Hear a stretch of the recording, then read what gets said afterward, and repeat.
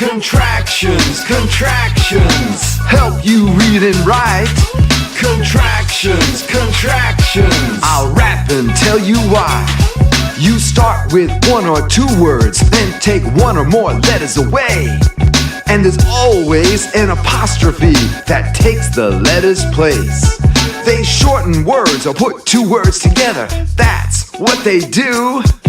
Learn and use contractions and you'll see they're really cool. Here are some words we're going to shorten and make contractions. Say them with me.